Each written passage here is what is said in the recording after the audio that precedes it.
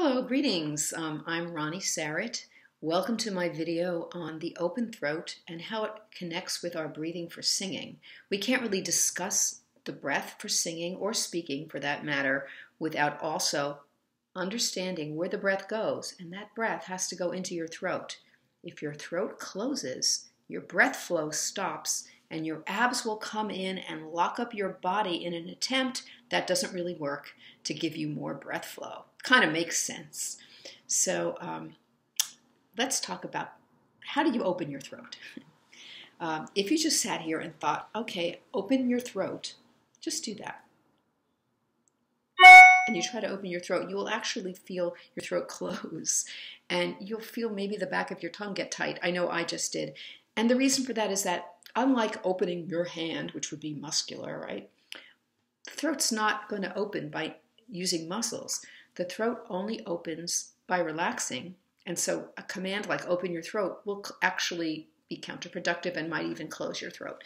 But what you want to understand instead is that the throat opens by breathing, and it's the flow of breath going in and out of your throat that keeps the throat open. You want to always feel that breath flowing. So the benefits of an open throat are increased breath flow, like we just said, endurance, so you don't get tired, you don't have to push your voice, your body stays open and is able to support the voice better, and basically your vocal health is improved. You don't strain, push, and force your voice anymore.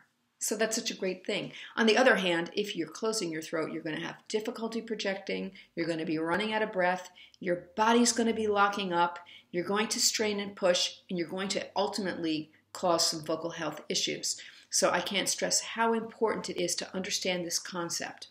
And we can feel it, as I said, through the breathing.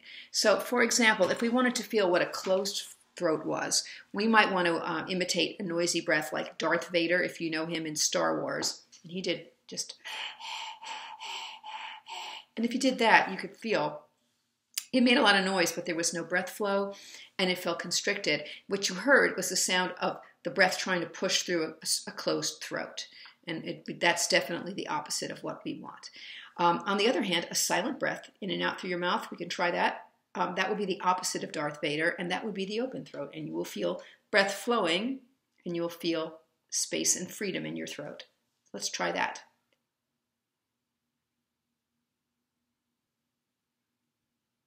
Very good. Hopefully you felt that.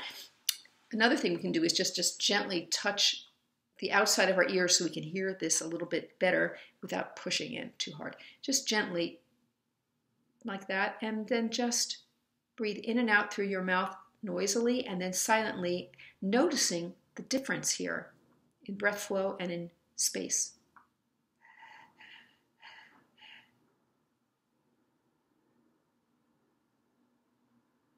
And hopefully you could all feel that.